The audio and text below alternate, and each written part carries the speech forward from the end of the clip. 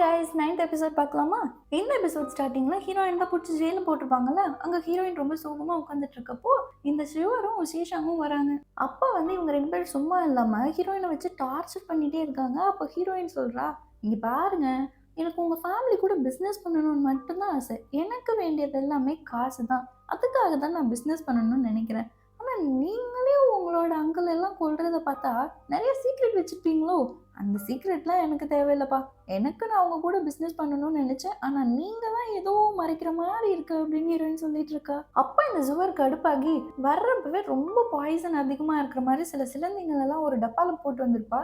அதை ஹீரோயின் மேல தூக்கி போட்டுட்டு இங்க இருந்தே சாவடி அப்படின்னு சொல்லிட்டு 2 பேர் போயிடுறாங்க. ஹீரோயினுமே இங்க ரொம்ப பாய்சன் அதிகமாகி அது எவ்வளோக்கெல்லாம் கொல்ல முடியுமோ அவ்வளோக்கெல்லாம் கொல்லறா. ஆனாலுமே நிறைய இருக்கிறதுனால சிலதெல்லாம் அவளை கடிச்சும் வச்சு பாய்சன் கொஞ்சம் கொஞ்சமா அதிகமாயிட்டே இருக்கு. அப்போ ஹீரோயின் அங்க பக்கத்துல இருக்க ஒரு காவலாளியை கூப்பிட்டு, எனக்கு கொஞ்சம் ஹெல்ப் பண்றீங்களா, நான் ஒரே ஒரு மெசேஜ் ஒன்று சொல்லணும், அதை மட்டும் போய் ஹீரோ கிட்ட சொல்றீங்களா அப்படின்னு கேட்குறப்போ, நீ யாரு, நீ ஏன் ஜெயில் கைதி, நீ சொல்றத வேற நான் கேட்கணுமா அப்படின்னு அவன் திமிரா பேசிட்டு இருக்கப்போ, இந்தாங்க என் தலையில இருக்க கிளிப்பு ரொம்ப வேல்யூபிளான கிளிப்பு, இதை வச்சுட்டு நீங்க கொடுங்க, அதுக்கப்புறம் நான் வெளியே வந்ததுக்கப்புறம் உங்களுக்கு நிறையா தரேன் அப்படின்னு வந்து அவனும் கை நீட்டுறான். கை நீட்டினதும் ஹீரோயின் ரொம்ப கிளவராக யோசிச்சு அவன் கையை பிடிச்சி கடிச்சு வச்சிடறான். இந்த பாய்சன் என் உடம்பு ஃபுல்லாக இருக்கு, இப்போ நான் உன்னை கடிச்சதுனால உனக்குமே அது ஸ்ப்ரெட் ஆகிடும், தயவு செஞ்சு இப்போ போய் நீ சொன்னா மட்டும்தான் ஹீரோவால தான் நம்ம 2 பேர்த்தையும் காப்பாற்ற முடியும், அவங்களுக்கு தான் இதுக்கு மாற்று மருந்து தெரியும், அதனால போய் சொல்லு அப்படின்ட்டு அவனும் வேகமாக ஓடுறான். இங்கே பார்த்தா இந்த பிரின்ஸி ஹீரோ இன்னும் உட்கார வச்சு அறு நடந்துட்டு இருக்கான். சொல்லு, அதுக்கப்புறம் இன்னும் எவிடன்ஸ் நிறையா வச்சிருக்கன்ற மாதிரி நான் கேள்விப்பட்டேன், எங்க ஒண்ணுமே காணோம் அப்படின்ட்டு எல்லாம் பண்ணிட்டு இருக்கப்போ ஹீரோவும் இவன் வேற என்ன ரொம்ப டார்ச்சர் பண்றான்டா அப்படின்னு ஹீரோ ஒரு மனநிலைமையில உட்கார்ந்துருக்கப்போ அந்த காவலாளி ஓடி ஹீரோ காதுல மட்டும் ஏதோ சொல்லிட்டு போறான். இந்த பிரின்ஸி உடனே, எவ்வளவு பெரிய ஆள் நான் முன்னாடி உட்காந்துருக்கேன், அவனுக்கு எவ்வளவு தைரியம் இருந்தா உன் முன்னாடி மட்டும் உன் காதுல சொல்லிட்டு போயிட்டு இருக்கான் அப்படின்னா அவனுக்கு கோவம் வந்துருது. அது இப்ப என்னன்னு இப்ப உடனே நீ எனக்கு சொல்லி ஆகணும், இல்லைன்னா நம்ம தலைவர்கிட்ட போய் நான் உன்னை போட்டு கொடுத்துருவேன், நீ எதுவும் மறைக்கிற, பெருசா ஏதோ பண்ற அப்படிங்கறத நான் உடனே ரிப்போர்ட் பண்ணி உனக்கு பனிஷ்மெண்ட் வாங்கி கொடுப்பேன் அப்படின்னு உடனே ஏதோ ஒரு எவிடன்ஸ் கிடைச்சிருக்கான், அந்த எவிடன்ஸ் சீக்கிரட்டா வர சொல்லியிருக்காங்க, அதனால நான் போயிட்டு வரேன் அப்படின்னு, நானும் கூட வரேன், என்னையும் கூட்டிட்டு போ அப்படின்றா. இது ஏதோ ஒரு பர்சன் என்கிட்ட டைரக்டா பேசணும்னு சொல்றாங்க, அவங்க தனியா வர சொல்லியிருக்காங்க, அதனால நானே போயிட்டு வரேன் அப்படின்றான். அவன் இன்னும் திறந்தல மாமா அப்படின்ற மாதிரி, நீ என்கிட்ட எதையோ மறைக்கிற எனக்கு தெரியும் அப்படின்ட்டு இருக்கான். அப்போ ஹீரோ சொல்றான், இங்க பாரு, எவிடன்ஸோட நான் வரல அப்படின்னா இந்த பதவி விட்டு நான் ரிசைன் பண்ணிக்கிறேன் அப்படின்னு ஹீரோ சொல்லிட்டு அது ஏதோ லெட்டர் மாதிரி இருக்கு, அந்த லெட்டர்ல எழுதி அவனோட கை நாட்டெல்லாம் வச்சுட்டு கிளம்பிடுறான். அங்க ஹீரோயினும் அந்த காவலாளியும், ஐயோ நான் வேற போயிட்டு அவர்கிட்ட ஆல்ரெடி சொல்லிட்டேன், ஆனா அவர் இன்னும் வரல அப்படின்னா அப்போ நம்ம 2 பேரும் செத்து போயிடுவோமா அப்படின்னு சொல்லி இந்த காவலாளி பயங்கரமா அழுதுகிட்டு இருக்கான். அப்போ ஹீரோயின் சொல்றா, இல்லை நான் ஹீரோ வருவாருன்னு நினைச்சேன், அவர் என்னை காப்பாற்றுவாருன்னு நினைச்சேன் அப்படின்னு ஹீரோயினும் ஃபீல் பண்ணிட்டு இருக்கப்பவே ஹீரோவும் வந்துடுறான். கூடவே அந்த மருத்துவரையும் கூட்டிட்டு வரான். அவரும் ஏதோ மாத்திரை எல்லாம் கொடுத்த உடனே அது சரியாயிடுது, அந்த காவலாளிக்கு கொடுங்க அப்படின்னு சொல்லி ஹீரோயின் அவங்களே அனுப்பிச்சு வச்சிடறான். அப்போ ஹீரோ நானே உன்னை கூட்டிட்டு போறேன் அப்படின்னு ஹீரோயினை தூக்கிட்டு அப்படியே போயிட்டு இருக்கப்போ ஹீரோயின் சொல்றா, இல்லை இப்போ இங்கிருந்து நான் போயிட்டேன் அப்படின்னா நான் தான் எல்லாமே பண்ணிட்டேன் அப்படின்னு இருக்கும், நான் எதுவுமே பண்ணல அப்படின்னு ப்ரூஃப் பண்ணிட்டு அதுக்கப்புறமா நான் வரேன் அப்படின்னு சொல்ல அவனை விட்டுட்டு போயிடுறான். வெளியே வந்ததுமே அசிஸ்டன்ட் கேட்குறான், ஹீரோயினுக்காக உங்க பதவியை விட்டு கொடுக்குற அளவுக்கு அவ்வளோ என்ன ஹீரோயின் பண்ணாங்க அப்படின்னு கேட்குறப்போ, எனக்கு லுவாலியனுக்கு அப்புறமா ஹீரோயின் 2வது, அவங்கள தான் நான் ரொம்ப நம்புறேன் அப்படின்னு சொல்லி ஹீரோ சொல்றான். அதுக்கப்புறமா ஹீரோக்கு என்னென்ன நடந்துச்சு அப்படிங்கிற எல்லா விஷயமே தெரிஞ்ச உடனே ஹீரோவும், ஓகே இவருக்கு கண்டிப்பா அடிபட்டிருக்கு அப்படின்னா ரொம்ப தூரம்லாம் போயிருக்க முடியாது, கண்டிப்பா பக்கத்துல தான் இருப்பாரு, நம்ம தேடுவோம் அப்படின்ட்டு 2 பேருமே தேடிட்டு இருக்காங்க. எங்க இந்த கான்குபைன் கிட்ட ஒருத்தர் ஓடி இந்த மாதிரி ஹீரோ கேஸ்ல இன்வால்வ் ஆயிருக்காங்களா ஹீரோயின்காக அப்படின்றப்போ அந்த கான்குபைன் ஜுவர் கிட்ட சொல்றா, அப்போ அன்னைக்கு அவ சும்மா சொல்றேன்னு நினைச்சிட்டு இருந்தேன், நிஜமாவே ஹீரோ ஹீரோயினுக்கு ஹெல்ப் பண்றான் அப்படின்னா கொஞ்சம் பெரிய விஷயம் தான், பார்த்துக்கலாம் அப்படின்ட்டு நிறைய பேர் சேர்த்துக்கோ, எவ்வளோ நேரம் தேட முடியுமோ அவ்வளோ நேரமா தேடுங்க, அந்த டெட் பாடியை கண்டுபிடிச்சிட்டு எல்லாருமே வரணும் அப்படின்ட்டு எல்லாருமே நைட்டு பார்க்குறாங்க, யாருமே கண்டுபிடிக்கல. ஒவ்வொரு கேங்குமே சொல்லிட்டு இருக்காங்க, இந்த மாதிரி நாங்களும் கண்டுபிடிக்க முடியல அப்படின்னு எல்லாருமே சொல்லிட்டு இருக்கப்போ இது கேட்க அவங்களுக்கு இன்னும் டென்ஷன் ஆகுது. அப்போ அந்த வழியா யார் போயிட்டு இருக்காங்கன்னு பார்த்தா அந்த அங்கிள் போயிட்டு இருக்காரு. உடனே ஹீரோவும் அசிஸ்டன்ட்டும் அவர் வாயை பொத்தி இழுத்துறாங்க, யோ உன்னதான் என் கொல்றதுக்காக அவ்வளோ ஆளை வச்சு தேடிட்டு இருக்காங்க, நீ என்னன்னா அங்கேயே போயிட்டு இருக்க அப்படிங்கிறப்போ, சரி சார் நீங்க வந்துட்டீங்களா, நான் என்ன நடந்துச்சு அப்படிங்கிறது எல்லாமே சொல்றேன், இந்த 2 பொம்பளைங்களும் சேர்ந்து என்னை இப்படியெல்லாம் ஏமாத்தி என்னை இந்த சேஷாங்க அடிச்சு கொல்ல ட்ரை பண்ணி கடைசியில் எல்லாத்தையும் ஃப்ரேம் பண்ணி ஹீரோயின் மேலே தூக்கி போட்டாங்க, அவங்க பேசிட்டு இருந்தது கூட எனக்கு கேட்டுச்சு, நான் தான் வேணும்னே வந்து செத்து போற மாதிரி நடிக்கணும்னு என்னோட மூச்சை பிடிச்சிட்டு நான் ரொம்ப நேரம் ஆக்ட் பண்ணிட்டு இருந்தேன் அப்படின்லாம் சொல்றத கேட்டதுமே ஹீரோ வந்து, அப்ப கண்டிப்பா நாளைக்கு வந்து நீ சாட்சி சொல்ல வருவல்ல, நான் கூட்டிட்டு போறேன் உன்ன, நீ சாட்சி சொல்லணும் அப்படின்னு உடனே அவரும் ஓகே, அவங்களுக்கு தண்டனை கிடைச்சா போதும் அப்படின்ட்டு அவரும் வரேன் அப்படின்னு சொல்லிடுறாரு. அடுத்த நாள் காலையில வந்து ஒரு காவலாளி ஓடி வந்து இந்த கான்குபைன் கிட்ட சொல்றாங்க, இந்த மாதிரி ஹீரோ வந்து சபையை கூட்டியிருக்காராமா, ஏதோ சாட்சி கிடைச்சிச்சு போல இருக்கு அப்படின்ட்டு பேசிட்டு இருக்கப்போ, ஓகே நீங்க கிளம்புங்க அப்படின்னு சொல்லிட்டு இவங்க 2 பேர்த்துக்கா பயங்கரமா பயமா இருக்கு. அப்ப இந்த ஆன்ட்டி கரெக்டா ஸ்ட்ரைக் ஆயிடுது. கண்டிப்பா ஹீரோ வந்து ஏதோ எவிடன்ஸ் வச்சிருக்கா. மேபி அந்த பாடியா கூட இருக்கலாம்.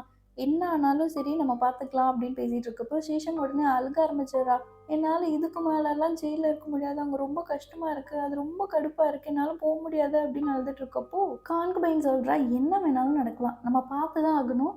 எவ்வளோ மோசமா வேணாலும் நாளைக்கு நடக்கிறதுக்கு வாய்ப்பு இருக்கு. நம்ம பார்த்துக்கலாம் அப்படின்ட்டு எல்லாருமே அங்க போறாங்க. அங்க போனா ஹீரோ வந்து எல்லாரையும் கூப்பிட்டு வச்சு பேசிட்டு இருக்கப்போ, இனிமேவாவது ஒழுங்கா எல்லாருக்கும் ஜட்ஜ்மெண்ட் கொடுக்கப்படுதுங்க. என்ன எவிடன்ஸுமே இல்லாம ஹீரோயினை யாருக்கிட்ட தூக்கி உள்ள வச்சீங்க? இப்போ என்கிட்ட எவிடன்ஸ் இருக்கு. நான் ஹீரோயின் வந்து நிரபராதின்னு என்னால ப்ரூவ் பண்ண முடியும் அப்படின்ட்டு அந்த டெட் பாடின்னு நினைச்சிட்டு இருக்காங்கல்ல அந்த அங்கிள், அவர் நேரா நடந்து வர்றதை பார்த்து இவங்க 3 பேருக்கு பயங்கரமா ஷாக் ஆயிடுது. அவர் வந்ததும் எல்லா உண்மையும் போட்டு உடைச்சிடுறாரு. இந்த மாதிரி 2 பேர் வந்து என்னை ஏமாத்துனாங்க அவங்க பொண்ணுன்னு சொல்லி, நானும் அதுல நம்பிதான் இவங்க எல்லாத்தையும் பண்ணிட்டு இருந்தேன். கடைசியில இந்த மாதிரி டெஸ்ட் பண்ணி பார்க்குறப்போ எல்லாமே பொய்யா இருந்துச்சு.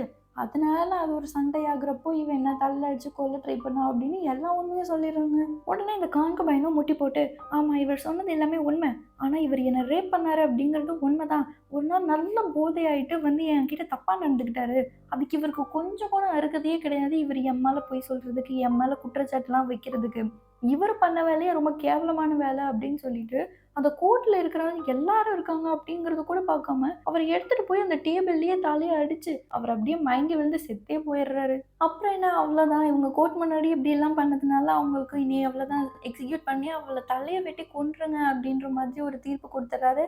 ஏன்னா அவருக்குமே இனி இவங்க அப்பட்டமா மாட்டிக்கிட்டாங்க, இனி நம்ம ஹெல்ப் பண்ணா நம்ம தலையை வெட்டிடுவாங்க அப்படின்ட்டு இந்த பாயும் சைலண்டா தண்டனையை கொடுத்துட்டு ஓடிடுறாரு. எங்க நம்ம ஹீரோயின் வெளியே வந்ததுமே நம்ம அண்ணனுக்கு ரொம்ப தேங்க்ஸ் சொல்லிட்டு, ஏன்னா நீங்களும் நிறைய வந்து ஹெல்ப் பண்ணியிருக்கீங்க அப்படின்றது எனக்கு தெரியும் அப்படின்னு சொல்லிட்டு, அதுக்கப்புறம் எப்படியோ இவங்க 2 பேர்த்துக்கும் தண்டனை கிடைச்சிச்சு. ஆனா ஜுவர் இன்னுமே வந்து ரொம்ப கன்னிங்கான பொண்ணு, கண்டிப்பா திருந்த மாட்டா, நம்மளுக்கு ஏதாவது பிரச்சனை கொடுப்பா. அதுவும் இல்லாம அவ பண்ணது தப்பு அப்படிங்கறத அவ உணரணும். அதுக்காக நம்ம இன்னும் நிறைய போராடணும் அப்படின்றப்போ அவங்க அண்ணன் சொல்றான், நீ என்ன பண்ணாலுமே நான் உனக்கு சப்போர்ட் பண்ணுவேன் அப்படின்ட்டு 2 பேருமே போறாங்க. ஹீரோ வந்து ஹீரோயின்காக ஒரு மேன்ஷன்ல வெயிட் பண்ணிட்டு இருக்கப்போ ஹீரோயின் கூட ஹீரோயினோட அண்ணனும் வர்றதை பார்த்துட்டு, ஏங்க நம்ம 2 பேரும் நல்லா ரொமான்டிக்கா ஏதாவது இருக்கும் அப்படின்ட்டு தானே கூப்பிட்டேன், நீங்க என்ன இவரை கூப்பிட்டு வந்திருக்கீங்க அப்படின்றப்போ, அதெல்லாம் ஒன்றும் இல்லை உட்காருங்க பேசுவோம் அப்படின்ட்டு உட்காந்து என்ன பேசிட்டு இருக்காங்கன்னா, நீங்க வந்து அன்னைக்கு என்ன ஒரு ஓரமா உட்கார வச்சுட்டு என் காலில் அடிபட்டுருச்சுன்னு நீங்க எங்கேயோ போனீங்க. ஆனா நான் வந்து அப்போ கூட நான் சும்மா இல்லாம நான் வந்து பார்க்குறப்போ, நீங்க என்கிட்ட இருந்தே ஏதோ ட்ரெஷர் மேப்ப பத்தி பேசிட்டு இருந்தீங்க. அத மறைச்சிட்டீங்க. இவ்வளோதானா இல்ல இன்னும் நெறைய மறைச்சிட்டு இருக்கீங்களா என்கிட்ட இருந்து? அப்படின்ற மாதிரி கேட்குறப்போ, ஹீரோ சொல்றான், வேறலாம் எதுவும் இல்லங்க. அது வந்து நாங்க அப்போ நீங்க தான் கொலைக்காரங்கன்ற மாதிரி நெனச்சிட்டு இருந்ததுனால நான் அப்படி உங்ககிட்ட சொல்லல அப்படின்றான். சரி இருக்கட்டும். இப்போ சென்டென்ஸு அதாவது எனக்கு வந்து யாரோ பாய்சன் வச்சுட்டாங்க. அதனால தான் நான் கொஞ்ச நாள் வந்து ரொம்ப முடியாம இருந்தேன். அது யாரு அப்படிங்கிறதையும் கண்டுபிடிக்கணும். அதே மாதிரி இந்த ட்ரெஷர் மேப்பையும் நம்ம கண்டுபிடிச்சாகணும். அதனால எங்க அண்ணாக்கும் நெறைய டீட்டெயில்ஸ் தெரியும்.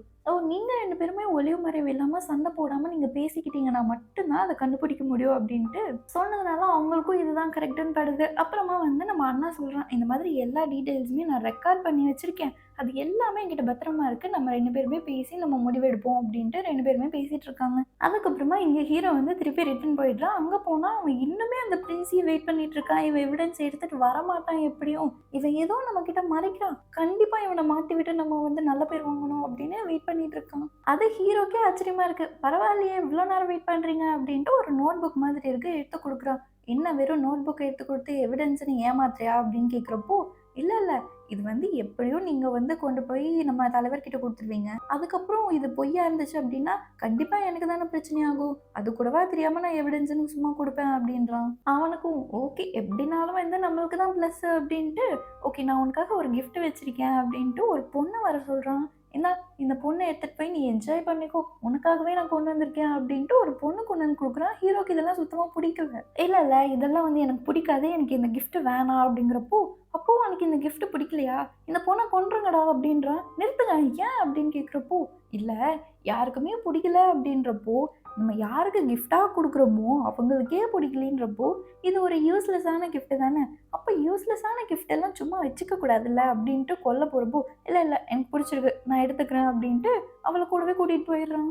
அவளை கூட்டிகிட்டு போயிட்டு ஹீரோவோட அசிஸ்டன்ட் கிட்ட கொடுத்துட்டு, டேய் இவளுக்கு அந்த ஒரு ரூம் தனியாக ஒன்று இருக்கும்ல அதை கொண்டு போய் கொடுத்துட்டு போ அப்படின்ட்டு கூட்டிகிட்டு போயிடுறான். இவனும் கூடவே போயிட்டு, இதோ இந்த ரூமில் தான் நீ இனிமேல் இருக்க போகிற, அங்கே இங்கெல்லாம் வந்துடக்கூடாது அப்படின்றப்போ, ஏன் ஏன் என்ன ஹீரோ கூட தானே தங்க சொன்னாங்க அப்படின்றப்போ, ஹீரோ கூட நான் மட்டும்தான் இருப்பேன், அப்போ நீ அங்கே போயிட்டேன்னா நான் எங்கே போகிறது அப்படிங்கிறான். அப்போ நீங்கள் இங்கே இருந்துக்கோங்க அப்படின்னு 2 பேரும் மாற்றி மாற்றி சண்டை போட்டுக்கிறாங்க. ஓவரா பேசாத, இங்கே வந்து கொஞ்சம் ஒன்றுமே இருக்காது, உனக்கு நான் வந்து நாளையிலேருந்து கொஞ்சம் கொஞ்சமாக திங்ஸ்லாம் எடுத்துகிட்டு வரேன் அப்படின்றப்போ, ஒப்பா எனக்கு வந்து இங்கே ரொம்ப இருட்டாக இருக்குது, எனக்கு பயமாக இருக்குது அப்படின்னு படிக்கிறா. சி பக்கத்துலலாம் வராது, ஒரு நாள் தானே கேண்டில் இருக்குது அட்ஜஸ்ட் பண்ணிக்கோ அப்படின்ட்டு அவன் ஓடிடுறான். போகிறப்போ அவன், நீங்களும் பெரிய ஜென்ரல் தானே, நீங்கள் ஏன் இப்படி பண்ணுறீங்க அப்படின்றப்போ, சும்மா இரு அப்படின்ட்டு அவன் போயிடுவான். வெளியே வந்ததும், நம்ம ஜென்ரலா, ஜென்ரல் டாங்ஹோ, நல்லா தான் இருக்கே அப்படின்னு சொல்லி அவனுக்கு ஒரே வெக்கமாக வருது. ஆஹா, நம்மளையும் ஒரு பொண்ணு ஜென்ரல்னு இதுவரை தான் ஃபஸ்ட்டு கூப்பிட்ருக்கா, யாருமே நம்மளை இப்படி கூப்பிட்டதில்லை அப்படின்ட்டு அவனுக்கு ஒரே ஆனந்தமாக இருக்குது. அப்படியே சுற்றிக்கிட்டே போயிட்டு இருக்கப்போ,